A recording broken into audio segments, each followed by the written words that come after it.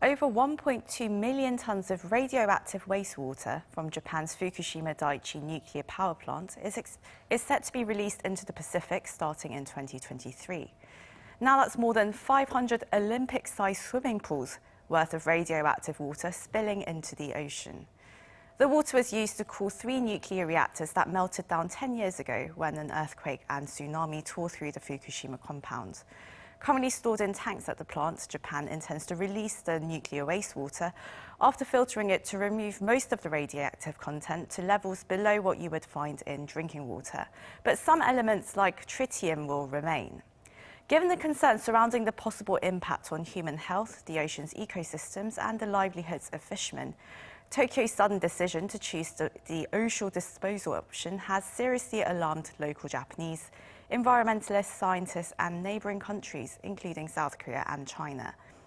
So was this the best decision? Why did it come at this time? And what will be the consequences? To discuss all this, we welcome Shaun, Senior Nuclear Specialist with Greenpeace East Asia, and Eamon Jung, Associate Professor of International Studies at Gwangju National University.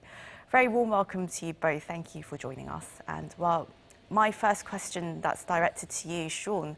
Japan says that all this criticism of its plan coming from the international community to release radioactive wastewater is unscientific and that the treated water is well within safety standards. And of course, the US State Department backed Japan, saying that it seems to have followed globally accepted safety standards. Would you agree with this? I mean, has Tokyo Electric Power Company been transparent throughout these years? Yes, hello. Unfortunately, nothing the Japanese government has to say about Fukushima is reliable. The Japanese public have lost trust in the Japanese government when it comes to anything to do with Fukushima. The only unscientific behavior is the Japanese government. They're ignoring the risks from the radioactivity that's in this water.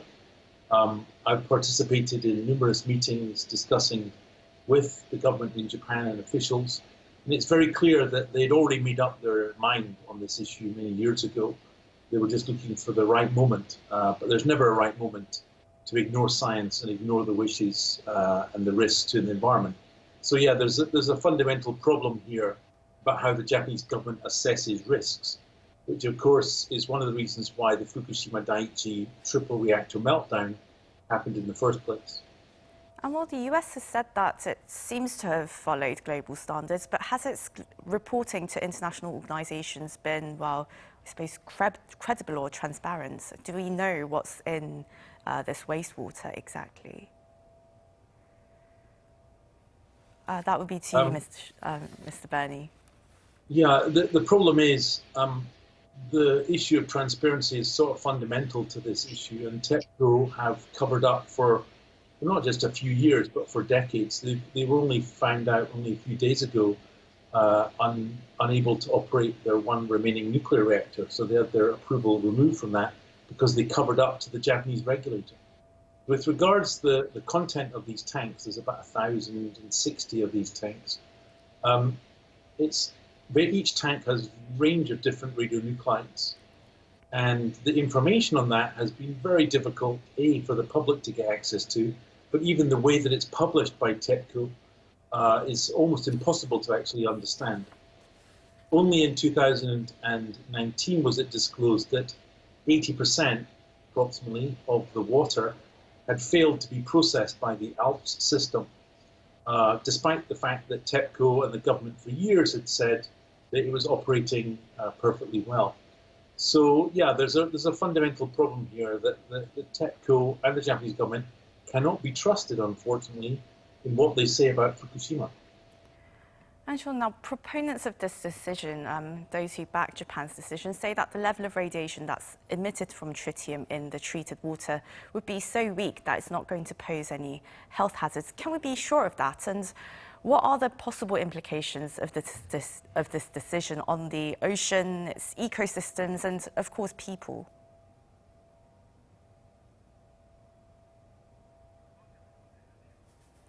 That's to me? Yes, that's addressed to you, Shaun. So there's fundamental problems. Radioactive tritium is not a harmless radionuclide. all radiation behaves differently in the environment. With regards to tritium, it has a particular characteristic called organically bound, where it actually can become part of the cell structure, at which point it gives direct radiation exposure, increasing the risk of genetic damage.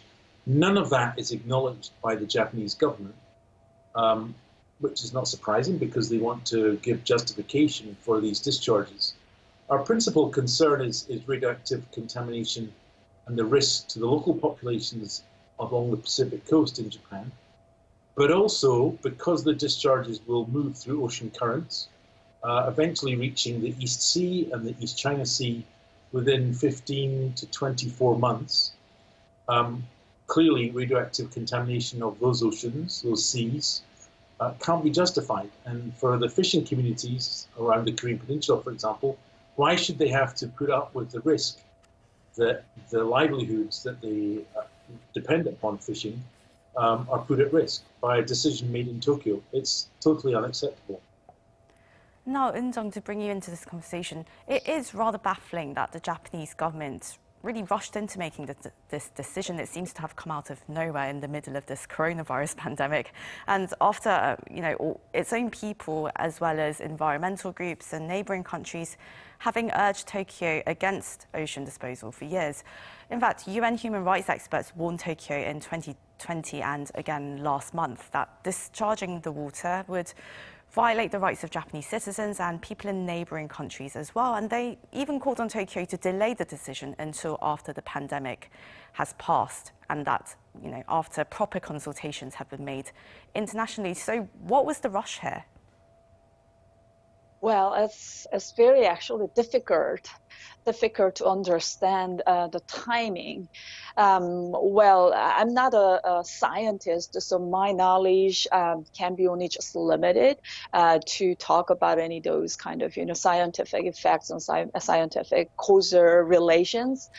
But as a social scientist, also I have some kind of very negative feelings about this pretty much abrupt decision made by the Japanese government. So far, it looks like they do care about, again, the upcoming Olympic, the Tokyo Olympic, which was delayed about the remaining days before the Olympic, only less than 100 days. So probably they want to show to the rest of the world, again, the Fukushima is still very much under control.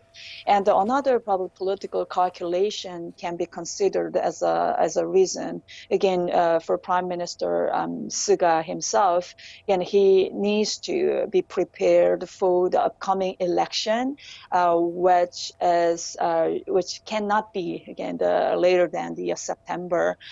So obviously he or his colleagues might have thought about all this, political timing. Plus, again, his meeting, again, the President Biden, the newly elected, inaugurated president of the United States. So considering all this kind of, again, political variable, it looks like they have made this kind of, again, the decision for this timing. Mm-hmm. And the United States State Department said that Japan appears to have followed globally accepted standards of nuclear waste disposal. Why do you think Washington really took the initiative of backing Japan in this decision? Again, it's hard to understand for me, to be very honest.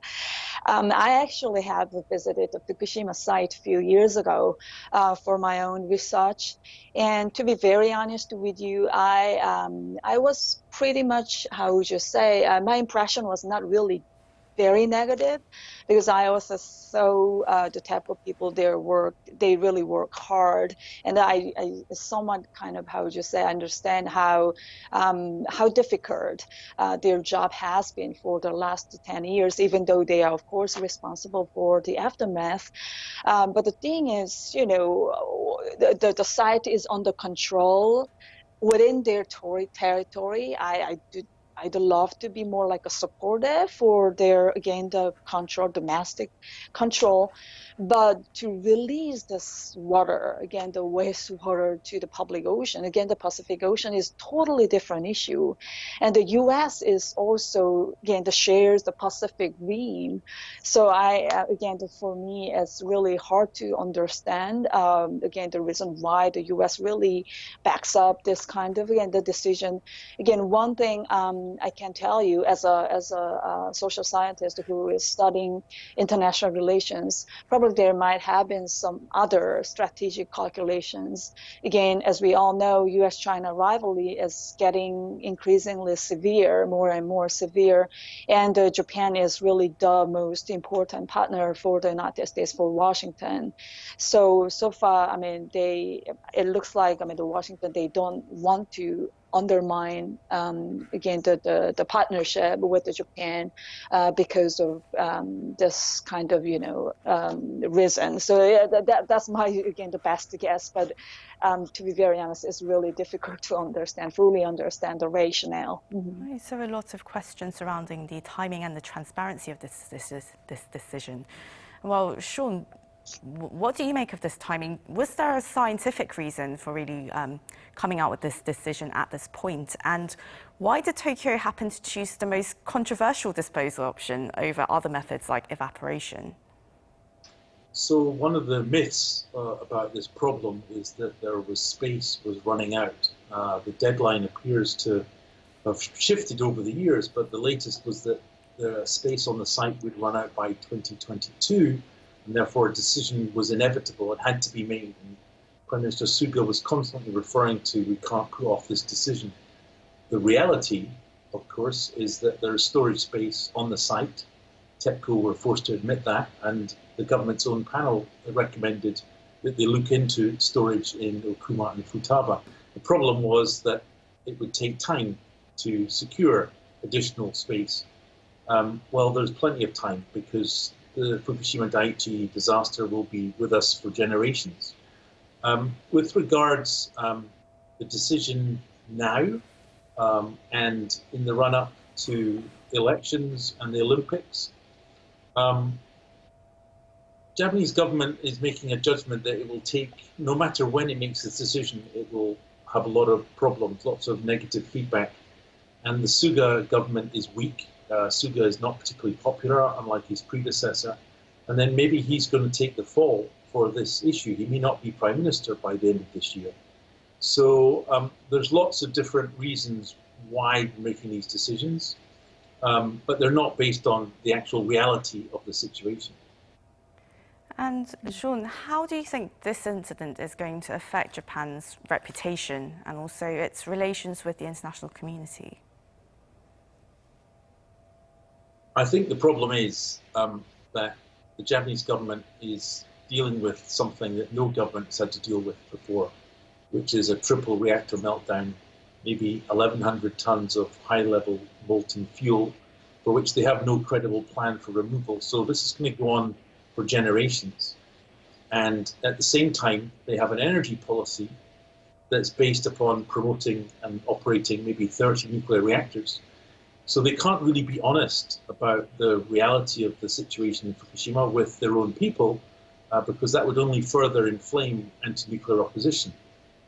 For countries in the region, for the Asia-Pacific region, including countries much closer in Korea and in China, they're faced with a radiological threat from Fukushima that is clear. It's a present and future danger. So how does the Japanese government square that circle? A bit of honesty and a reflection that their energy policy, while currently based on 22% nuclear, which is what they want by 2030, that would be a good start, that actually to admit that they haven't got a serious, credible plan for dealing with all the problems at Fukushima, including the water. They need maximum support domestically and internationally, but they're sort of trapped in a problem of their own making. And Eun-jung, how do you think this will really affect Japan's standing in the international community? I mean, especially as, it's very important that it improves relations with its neighbouring countries. They haven't been on the best of terms in recent years. And also Tokyo is setting out to become a major player in global politics and the economy. So how is this going to affect them? Well, so far it looks like the Japanese government, they just prioritize how would you say, those kind of understanding from Washington and IAEA. Well, it might be okay, the rational or sensical for them, but the thing is, again, as I said, earlier, we share the sea and we share the air. So so far, it looks like their this kind of decision or their attitudes, their gestures, manner, it doesn't look like they respect their neighboring country, which is very actually unfortunate, very sad. At least I wish they would have done some more like how would you say pre-consultations kind of process with the neighboring countries. Of course, Korea, China, Taiwan, or Philippines, even Vietnam. Well, how about Australia or New Zealand? Did they really explain all the things, or did they really share the information with the neighboring countries who's who shares this Mother Nature? So I'm very much kind of again frustrated by this decision, this announcement. But at least again, as Mr. Burnie said, I hope even now, I hope even for now, the Japanese government can resume the dialogues and the conversation or explanation to the at least to the neighboring countries. Otherwise, it'll be very difficult to restore their credibility or trust, because all the relations with, especially between Korea and Japan, has been tricky for the recent years, mostly because of the historical disputes. So already the relationship has chilled, but additionally we experienced this. So again, I truly hope they can resume the efforts, restore the relationship with the neighboring country. Mm-hmm. It's really broken the trust, but hopefully we'll see more effort from them to be a bit more diplomatic about this, and also remember that everyone on Earth has right to clean water and health, and they need to know what's in that water and how it's going to affect them. So hopefully we'll see more transparency there. I'm afraid we've run out of time, but that was Shaun Burnie, Senior Nuclear Specialist with Greenpeace East Asia, and Eun-jung, Associate Professor of International Studies at Gwangju National University. Thank you both very much for your time. Thank you. Thank you. And to our viewers, as always, thank you very much for watching.